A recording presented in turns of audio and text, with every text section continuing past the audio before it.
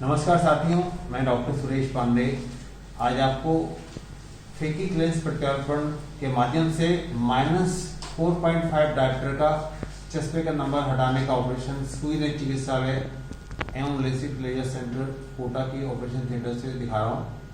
साथियों,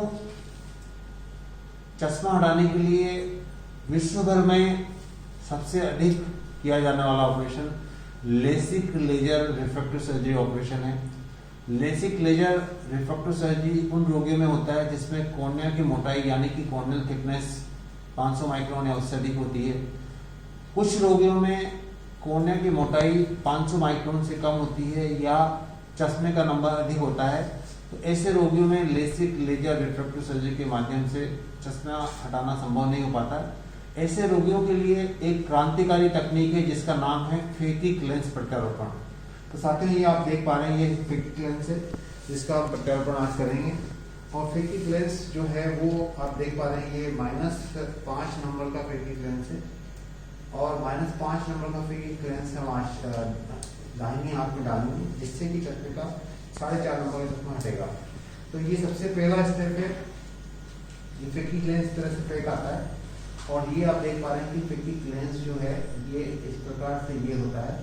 इसके अंदर ओरिएंटेशन मार्क्स दिख रहे हैं आपको, ये जो दिख रहे हैं आपको, ये फेकिक लेंस ये बहुत ही सॉफ्ट होता है। और इसमें सबसे महत्वपूर्ण बात ये होती है कि जो आप देख पा रहे हैं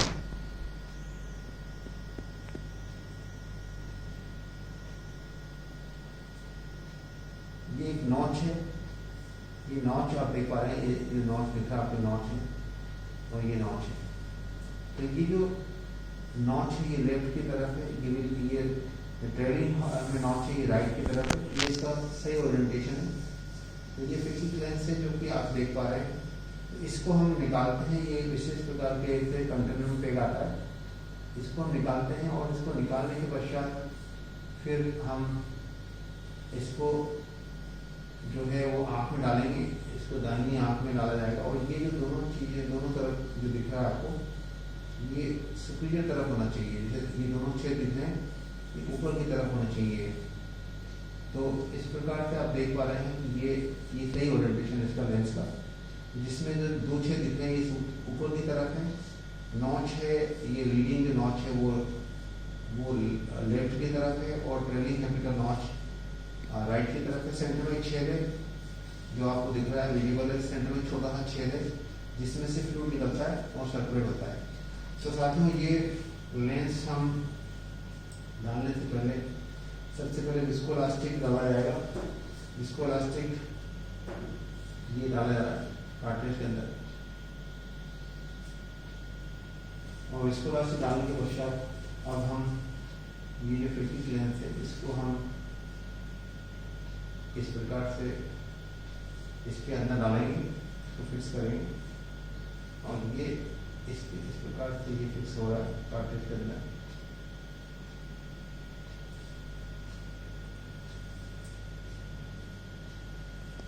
और फिक्स होने के पश्चात से बंद किया जाएगा।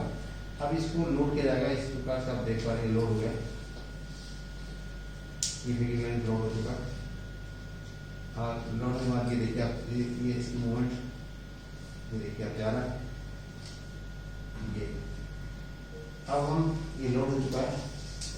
अब हम यहाँ पे साइड पोर्ट इंसिजन लगाएंगे। साइड पोर्ट इंसिजन लगाने के पश्चात फिर हम लिग्नोकेन के माध्यम से, इंट्राक्रेनियल लिग्नोकेन के माध्यम से इसको शून्य करेंगे। ये साइड पोर्ट इंसिजन है, ये इंट्राक्रेनियल लिग्नोकेन है जो शून्य करने का होता है, जल्दी होता है। उसके पश्चात विस्कोलास्टिक डाला जाएगा। विस्कोलास्टिक इसमें हम HPMC यानी कि सोडियम हाइड्रोक्सी प्रोपाइल सेलुलोज डालते हैं और उसके पश्चात दूसरे साइड पोर्ट इंसिजन 6 o'clock को लगाया जाएगा। अब 6 o'clock को दूसरे साइड पोर्ट इंसिजन लगाने के पश्चात फिर हम मेन इंसिजन लगाएंगे। ये देखिए आप, 6 o'clock के आसपास दूसरे साइड पोर्ट इंसिजन। अब उसके पश्चात मेन इंसिजन है जो कि टेम्पोरल लगाया जाता है। ये मेन इंसिजन लगाया जा रहा है। अब मेन इंसिजन लगाने के पश्चात हम विस्कोलास्टिक थोड़ा सा वो छोड़ देते हैं आगे, जैसे कि फेकिक लेंस ये हमने लोड कर रखा है। अब डायलर के माध्यम से हम इसको सपोर्ट करेंगे, ये डायलर और ये फेकिक लेंस हमने ऑलरेडी लोड कर रखा है। ये देखिए फेकिक लेंस आ रहा है, ये देखिए किस प्रकार से ये ओपन हो रहा है, ओपन हो रहा है, ओपन हो रहा है।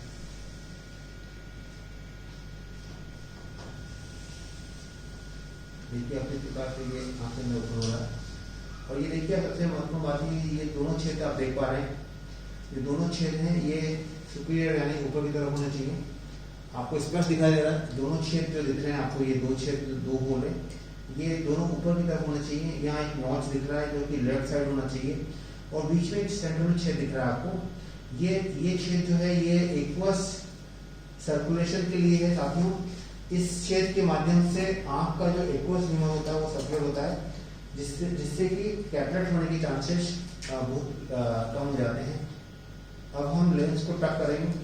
टक करने के लिए ये मेरे हाथ में, मेरे बाएं हाथ में डायलर है और ये देखिए आप इसको टक किया जाता है। ये हम गए और इसको ये टक कर रहे हैं हम, ये देखिए आप टक आईएस के पीछे टक हो रहा है, ये दूसरा हैप्टिक आईएस के पीछे टक हो रहा है। और ये देखना आप, ये दिख रहा है आपको, ये एक नॉच है जो कि लेफ्ट होना चाहिए, नॉच है, ये टकिंग हो रही है लेंस की। और एक छोटा सा पेड़ ये पीछे दिख रहा है आपको, ये टक हो चुका है। दूसरी इस तरफ हम टक करेंगे, ये टक हो रहा है और इसके पीछे इसको हम, इसके जो हैप्टिक्स हैं उसको आगे के पीछे हम डाल रहे हैं। देखिए टॉरिक लेंस नहीं है, सिंपल स्फेरिकल लेंस है, इसलिए इसमें जो आप देख पा रहे हैं कि इसमें हम जो है वो मार्किंग नहीं कर की हमने, ये स्फेरिकल लेंस है, टक हो चुका है। अब ये देखिए साथियों, ये आँख के अंदर जा चुका है, तो अब हम विस्कोलास्टिक को निकालेंगे और इसके पश्चात पाइलोकार्पिन को हम डालेंगे। तो लेंस प्रत्यारोपण सफल, लेंस प्रत्यारोपण आँख के अंदर किया जा चुका है, टकिंग हो चुकी है, फेकिक लेंस को आँख के अंदर डाला जा चुका है। अब आप देखेंगे कि विस्कोलास्टिक को निकाला जा रहा है और विस्कोलास्टिक को निकालने के लिए सबसे महत्वपूर्ण बात यह है कि इसमें विस्कोलास्टिक को जब आप निकालते हो, देखिए अभी ये मैं बीच में जब मैं जाता हूँ तो किस प्रकार से ये विस्कोलास्टिक पीछे भी वाश हो रहा है, लेंस के पीछे भी विस्कोलास्टिक वो भी वाश हो रहा है। उसके पश्चात हम पाइलोकार्पिन इंजेक्शन को भी निकालेंगे। कई बार लेंस को से टिल्ट करके भी आप निकाल सकते हैं, लेकिन ज़्यादातर केसेस में विस्कोलास्टिक निकालना बहुत ही आवश्यक है। ये विस्कोलास्टिक को निकालने के पश्चात फिर हम पाइलोकार्पिन डालेंगे।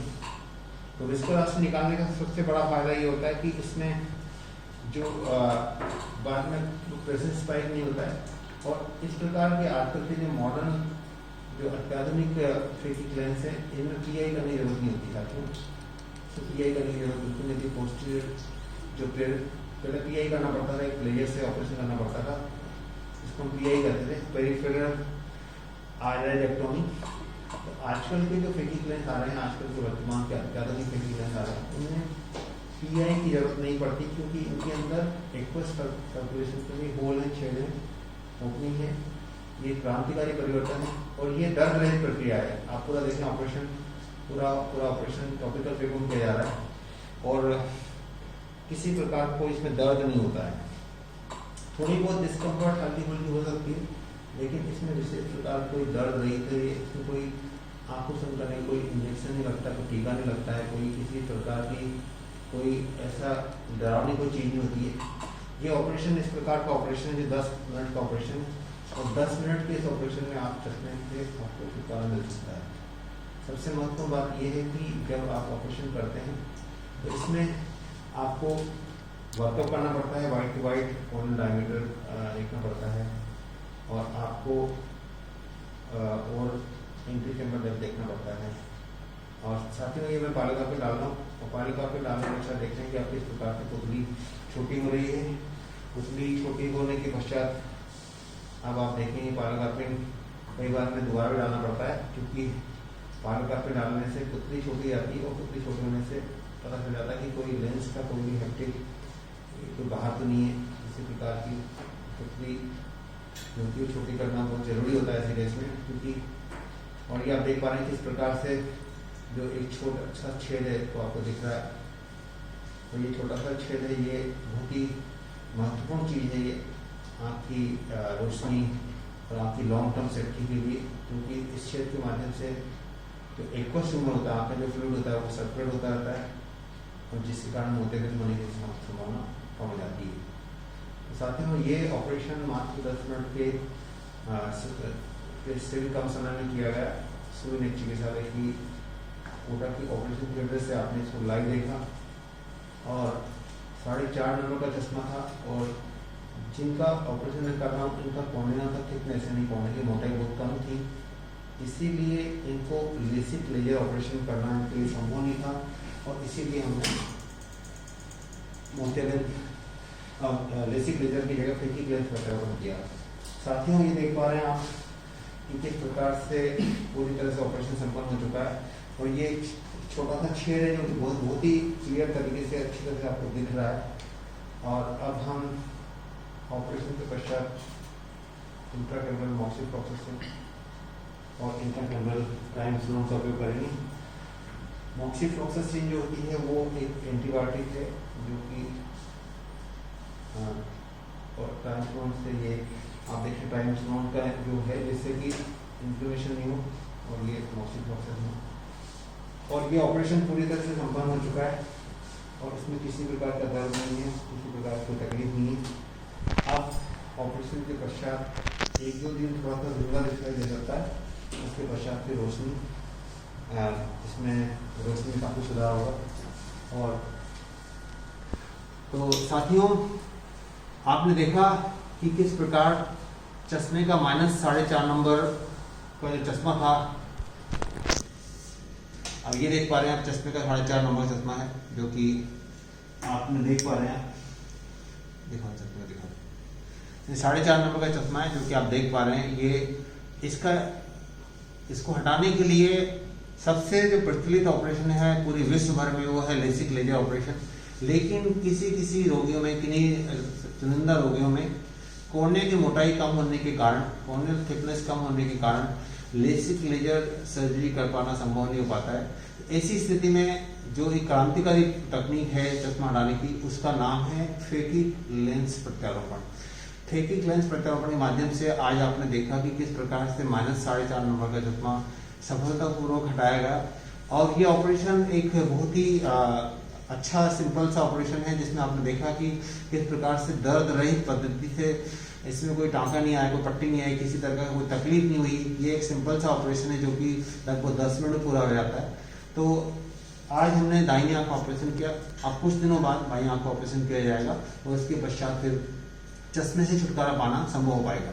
साथियों, फेकिक लेंस प्रत्यारोपण के बाद भी आपको सबसे महत्वपूर्ण बातों का ध्यान रखना है कि आपको हर 6 महीने के अंदर आंखों की जांच करानी है, पर्दे की जांच करानी है, क्योंकि जब मायोपिया होता है तो मायोपिया वाले रोगियों में मोतियाबिंद यानी कि कैटरेक्ट, ग्लूकोमा यानी कि काला पानी, और तीसरा पर्दे की समस्या यानी कि पर्दे में छेद होना, लेटिस होना, HST होना आदि समस्याएं मायोपिया में विशेष रूप से देखी जाती हैं। तो इसलिए यदि आपका चश्मा हट भी गया है तो ये नहीं समझे कि आपकी सारी समस्याओं से आपको छुटकारा मिल चुका है। आप हर 6 महीने के अंदर नजदीकी नेत्र विशेषज्ञ से अपनी आंखों की संपूर्ण जांच कराते रहें, जिससे कि आपकी जो रोशनी है वो लंबे समय तक बरकरार रह सके। धन्यवाद, नमस्कार। डॉक्टर सुरेश पांडे।